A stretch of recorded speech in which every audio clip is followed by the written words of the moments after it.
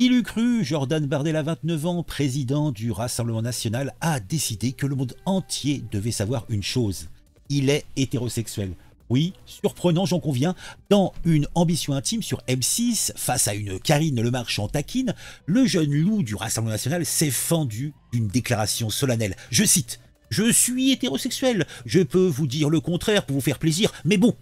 Et comme si cela ne suffisait pas, il a dessiné le portrait robot de sa dulcinée idéale. Brune, plutôt grande, avec du charisme et de l'intelligence. On dirait, somme toute, qu'il est en train de faire sa commande sur Amazon pour une compagne 5 étoiles. Vous ne trouvez pas? Mais bon, c'est un homme célèbre, il a du pouvoir, ou il en aura encore plus, donc c'est vrai qu'il va attirer les plus beaux partis. Mais soyons sérieux un instant, pourquoi ce besoin soudain de clarifier sa fiche mythique en prime time sur une grande chaîne nationale? Bon, depuis des mois, TikTok et ses 2 millions de fans s'amusent à spéculer sur sa vie amoureuse, certains allant jusqu'à fantasmer une idylle avec Gabriel Attal. C'est mignon, c'est absurde, mais c'est surtout, convenez-en, un non-événement. Alors pourquoi Jordan? Pourquoi Bardella? D'habitude si discret, qu'on dirait un moine chartreux, choisit-il de répondre à ces rumeurs avec la subtilité d'un bulldozer? Tout simplement parce que le grand cirque politique est important et dedans chaque mot est un calcul et chaque confession une stratégie. Un politique qui refuse de parler de sa vie privée, ça existe, et c'est même la norme, et ça s'appelle peut-être la dignité. Mais Jordan Bardella, lui, a flairé peut-être le filon. À l'ère des réseaux sociaux, où chaque détail intime devient un mème, montrer son humanité, entre guillemets, est une obligation. Les gens ont besoin de savoir à qui ils donnent les clés du camion, lâche-t-il. Comme si ce bon Jordan vendait une bagnole d'occasion. Et quoi de mieux pour humaniser un cadre du RN qu'un petit déballage sur ses goûts féminins? Ça en serait presque touchant, si ce n'était pas aussi désespérément calculé. On peut comparer ça à d'autres registres. Quand un politique de gauche, disons un écolo barbu, oui ça existe, parle de son compost ou de son vélo, on va crier au bobo déconnecté, mais quand Jordan Bardella joue la carte du célibataire sensible aux brunes, on applaudit l'authenticité. Le deux poids deux mesures qui m'est tellement cher.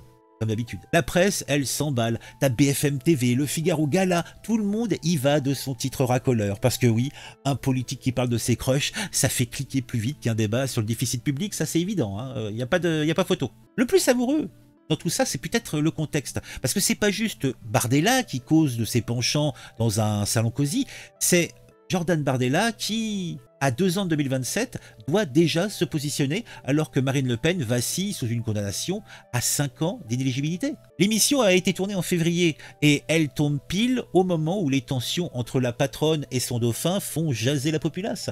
Marine, depuis la Nouvelle-Calédonie, j'ai du mal à le dire, hein, lui met un petit taquet schla dans le museau. Je ne suis pas sûr que Jordan connaisse très bien les problèmes de l'archipel. Bon, traduction pour vous, reste à ta place gamin. Sur M6, Bardella se pose en recours présidentiel, en jeune leader, fidèle, entre guillemets, mais prêt à prendre la lumière. Bon, ses confessions intimes, peut-être une façon de dire « Regardez, je suis un mec normal, pas un apparatchik froid ». Et il semblerait que ça marche. Les réseaux sociaux s'enflamment entre moqueries, oui sans doute, et soutien.